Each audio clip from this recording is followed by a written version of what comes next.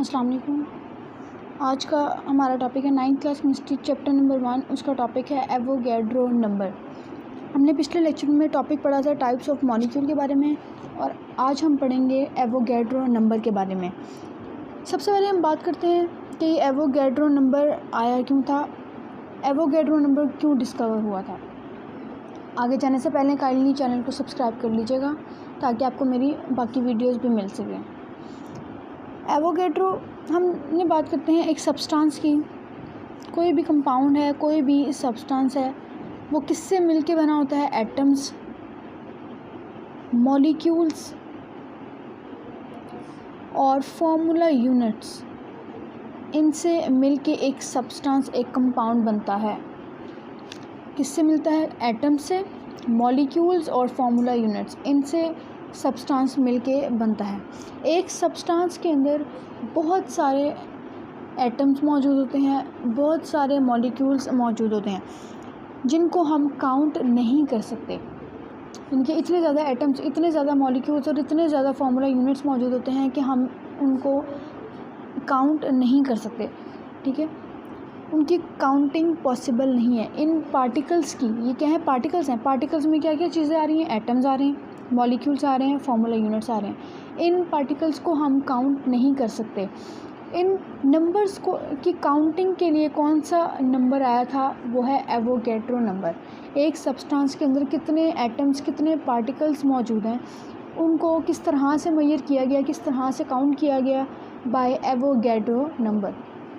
Avogadro number के through हमें पता चला कि कोई भी जो एलिमेंट है उसके अंदर कितने एटम्स मौजूद हैं, कोई भी कंपाउंड है उसके अंदर कितने मॉलिक्यूल्स या फार्मूला यूनिट्स मौजूद हैं।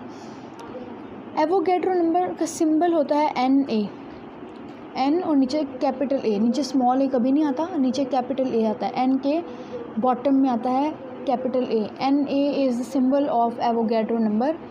और एवोगैड्रो नंबर होता है 6.02 इंटू 10⁻23 पार्टिकल्स। यानी कि एक एवोगैड्रो के अंदर इतने पार्टिकल्स मौजूद होते हैं। कोई भी एवोगैड्रो नंबर, मैंने एवोगैड्रो की बात की है Na, ये किसकी कलेक्शन है? कलेक्शन ऑफ, एवोगैड्रो कहते हैं कलेक्शन ऑफ 6.02 इंटू 10⁻23 पार्टिकल्स। ठीक है, और ये एवोगैड्रो इक्वल होता है 1 मोल के। ये एवोगैड्रो इक्वल होता है 1 मोल के। The relationship between Avogadro, relationship between Avogadro and मोल वो होता है कि 6.02 इंटू 10⁻23 पार्टिकल्स इक्वल होते हैं 1 मोल के। और Na क्या है? Avogadro number. Avogadro number is the collection of 6 यानी कि एवोगैड्रो के अंदर कितने पार्टिकल्स मौजूद हैं?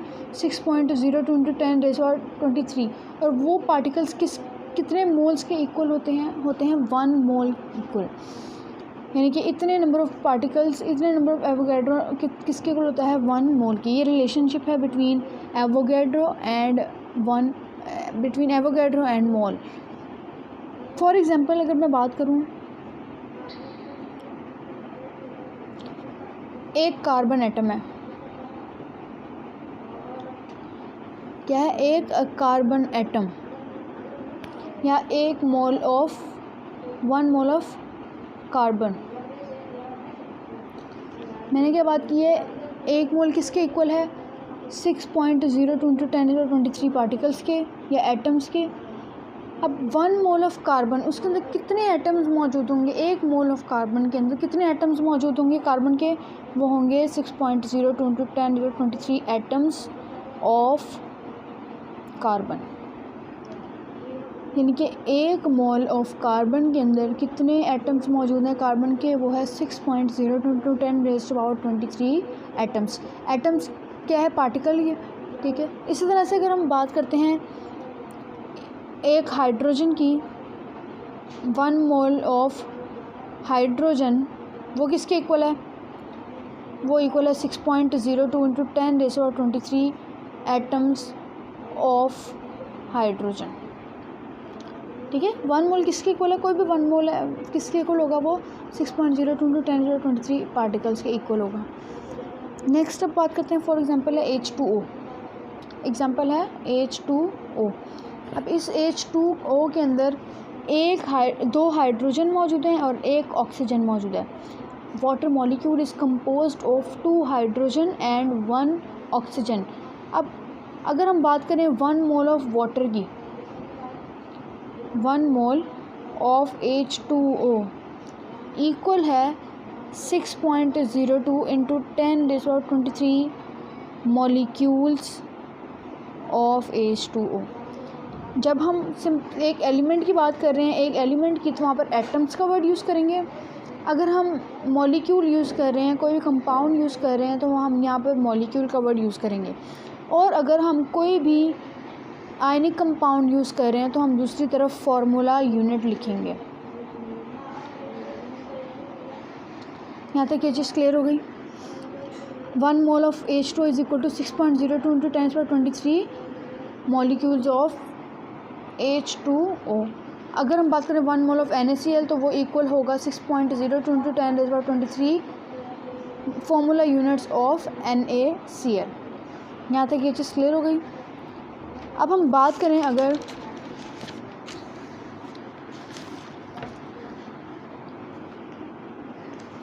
फर्दर इक्विवेलेंट की बात करते हैं, अगर हम फर्दर एक्सप्लेनेशन की बात करते हैं तो उसमें हम बात करेंगे 1 मॉलिक्यूल ऑफ वाटर की।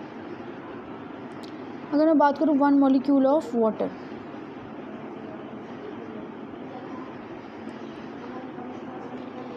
एक मॉलिक्यूल ऑफ वाटर है, कितने हाइड्रोजन है, 2 हाइड्रोजन है। मैं इसको ऐसे लिख सकती हूँ 2 हाइड्रोजन और 1 ऑक्सीजन है। वाटर मॉलिक्यूल के अंदर 2 हाइड्रोजन है और 1 ऑक्सीजन मौजूद है।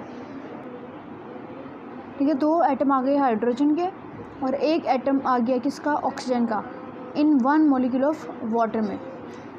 तो हम क्या करेंगे, 1 मोल ऑफ वाटर निकालने के लिए, 1 मोल ऑफ वाटर निकालने के लिए हम क्या करेंगे, H एक एटम है, हाइड्रोजन एटम, वो किसके इक्वल है, 6.02 10⁻23 पार्टिकल्स के। 1 एटम ऑफ हाइड्रोजन कितना होगा, 6.02 इंटू 10⁻23। अभी हमने पीछे पढ़ा था। मैं क्या करूँगी, 2 मल्टीप्लाई बाय 6.02 इंटू 10⁻23। ये मैंने एच के पार्टिकल्स लगा दिए, हाइड्रोजन के पार्टिकल्स मैंने यहाँ पर लगा दिए। 1 मोल ऑफ हाइड्रोजन, उसके अंदर इतने एटम्स मौजूद हैं। साथ मैंने क्या कर दिया, 2 से मल्टीप्लाई कर दिया, क्योंकि वाटर के अंदर कितने मॉलिक्यूल्स कितने एटम्स मौजूद हैं, 2 एटम मौजूद हैं हाइड्रोजन के। फिर प्लस 1 एटम ऑफ ऑक्सीजन, और ऑक्सीजन के अंदर कितने एटम्स मौजूद हैं, कितने पार्टिकल्स मौजूद हैं, वो है 6.02 इंटू 10⁻23। ठीक है, अब इसको मल्टीप्लाई करके और सम करके जो आंसर हमारे पास आया वो क्या होगा, वो होगा 1 मोल ऑफ वाटर के, तो वो इक्वल होगा 1 मोल ऑफ H2O के। इनके 1 मोल ऑफ H2O, इसको जब हम कैलकुलेट करेंगे तो वो क्या आएगा, 1 मोल ऑफ H2O के अंदर उतने पार्टिकल्स मौजूद हैं, उतने पार्टिकल्स, उतने मॉलिक्यूल्स ऑफ H2O मौजूद होंगे। इसी तरह से अगर हम बात करें NaCl की, 1 मोल ऑफ NaCl हमने निकालना है कि इसके अंदर कितने फार्मूला यूनिट्स मौजूद हैं, ये हमने फाइंड आउट करना है। हम क्या करेंगे, सबसे पहले Na, कितने Na हैं, एक ही Na मौजूद है। 1 atom of Na and 1 atom of chlorine is present in NaCl। फिर कितने क्लोरीन हैं, एक ही क्लोरीन है।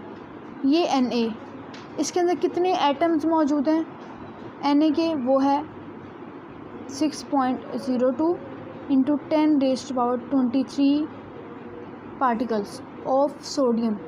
ठीक है, और क्लोरीन के कितने पार्टिकल्स मौजूद हैं, वो हैं 6.02 × 10⁻23 particles of chlorine.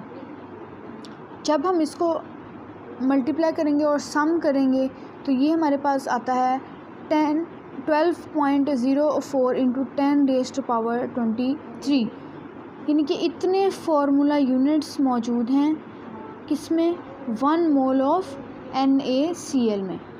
In 1 mole of NaCl इतने नंबर ऑफ फार्मूला यूनिट्स मौजूद हैं, यानी कि एवोगैड्रो ने बेसिकली हमारे लिए काम आसान कर दिया कि हम ये पता लगा सकें कि कोई भी सब्सटेंस है उसके अंदर एटम्स कितने मौजूद हैं, उसके अंदर कितने मॉलिक्यूल्स मौजूद हैं, क्योंकि कोई भी एक सब्सटेंस है वो बहुत सारे एटम से मिलके बना है, वो बहुत सारे मॉलिक्यूल्स, बहुत सारे फार्मूला यूनिट से मिलके बना होता है, तो हम उसको काउंट नहीं कर सकते, इसलिए हमारे उसको काउंट करना हमारे लिए इम्पॉसिबल है। तो हमने क्या ले लिया, एक एवोगैड्रो नंबर ले लिया, उसमें एवोगैड्रो नंबर किसकी कलेक्शन थी, वो थी 6.02 × 10⁻23 पार्टिकल्स की कलेक्शन थी, यानी कि इतने सारे पार्टिकल्स हैं, उनको कलेक्टिवली हमने क्या कहा, वो क्या है, एक एवोगैड्रो नंबर है। फिर हमने उस एवोगैड्रो नंबर को हमने मोल के साथ कंपेयर किया, हमने भी कहा कि 1 मोल, कोई भी सब्सटेंस है 1 मोल का, वो किसके इक्वल होगा, 6.02 × 10⁻23 पार्टिकल्स के इक्वल होगा। फिर हमने फाइंड आउट किया कि 1 मोल ऑफ वाटर कितने पार्टिकल्स के इक्वल है, वो हमने कैलकुलेट किया कैसे, 2 हाइड्रोजन के एटम थे, 2 मैंने यहाँ पर लिख दिया, और H के पार्टिकल्स कितने हैं, वो इतने हैं, 1 मोल ऑफ हाइड्रोजन के पार्टिकल्स कितने हैं, वो इतने हैं, फिर हमने यहाँ पर लिख दिया, एक ऑक्सीजन है तो मैंने 1 यहाँ पर लिख दिया, और ये ऑक्सीजन के मैंने नंबर ऑफ़ पार्टिकल्स यहाँ पर लिख दिए। उनको जो भी हमारे पास कैलकुलेशन करके आंसर आएगा, इसका मतलब उतने number of particles 1 mole of water में मौजूद हैं। फिर हमने फार्मूला यूनिट की बात की, NaCl क्या है, एक आयनिक कंपाउंड है, और आयनिक कंपाउंड रिप्रेजेंट होते हैं बाय फार्मूला यूनिट्स। फिर हमने ये कैलकुलेट किया कि 1 मोल ऑफ NaCl के अंदर कितने फार्मूला यूनिट्स, कितने पार्टिकल्स मौजूद हैं, वो भी हमने इसी तरह से कैलकुलेट किया। एक सोडियम है, उसके अंदर इतने पार्टिकल्स मौजूद हैं, एक क्लोरीन है, उसके अंदर इतने पार्टिकल्स मौजूद हैं।